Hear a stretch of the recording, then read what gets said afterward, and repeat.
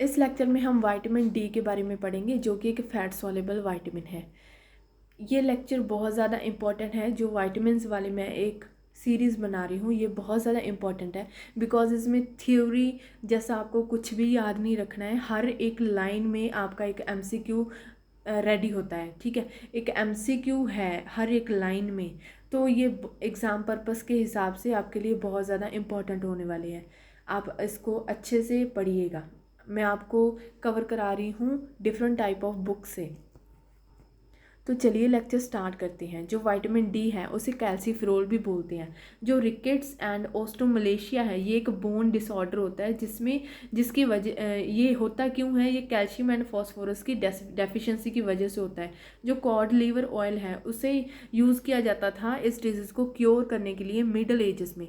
ये नोटिस किया गया 1920s में, व्हेन कुछ फूड हैं जिनको जब एक्सपोज करवाया गया अल्ट्रावायलेट लाइट से, तो उनमें उनमें क्या हुआ, एबिलिटी डेवलप हुई जो कि प्रोटेक्ट करती थी एनिमल्स को अगेंस्ट रिकेट्स, ठीक है, रिकेट्स। जो विटामिन डी है वो आइसोलेटेड होता है इन क्रिस्टलाइन फॉर्म में, जिसे हम कैल्सीफ्रोल बोलते हैं। मोस्ट फूड्स में विटामिन डी लो होता है, although it is found in small quantity in butter, cream, egg yolk and liver. जो मिल्क होता है वो विटामिन डी का बहुत ज़्यादा पुअर सोर्स होता है। देयरफॉर कुछ कंट्रीज़ में मिल्क को फोर्टिफाई किया जाता है विटामिन के साथ। जो बेस्ट फूड है विटामिन डी के लिए वो फिश लिवर ऑयल है, ठीक है।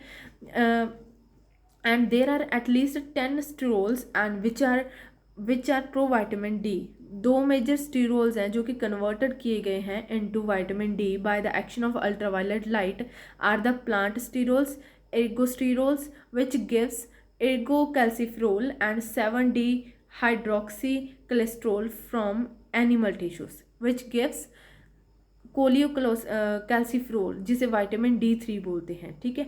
जो विटामिन डी है वो रिमार्केबली स्टेबल होता है and preparation of foods containing it can be warmed और kept for long period without its deterioration.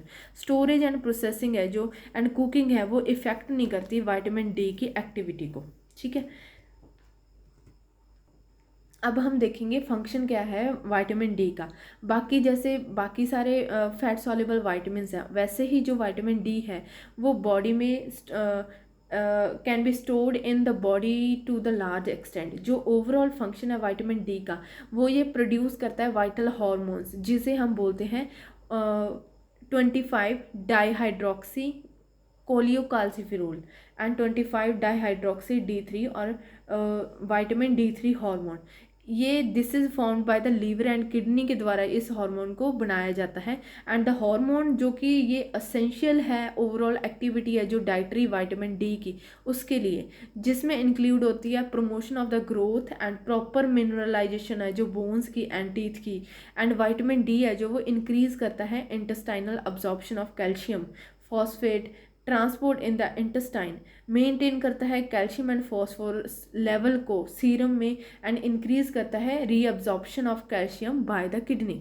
अब अगर इसकी डेफिशिएंसी हो जाती है विटामिन डी की, चिल्ड्रंस में ज़्यादा होती है during the period of active skeletal growth, उसकी वजह से रिकेट्स हो जाता है and which result from the defective mineralisation of the end of the growing bones.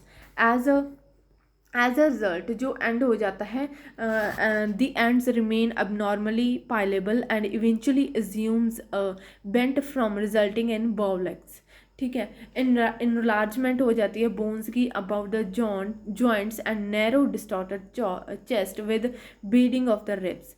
जो अडल्ट्स हैं उनमें अगर डेफिशिएंसी हो जाती है विटामिन डी की, तो उससे ऑस्टोमलेशिया हो सकता है, जिसकी वजह से डिफेक्टिव मिनरलाइजेशन हो जाती है। In this case there is a decalcification of bones shaft and the tendency is for fractures rather than bending to over, ठीक है। फ्रैक्चर होने के चांसेस बहुत ज़्यादा हो जाते हैं।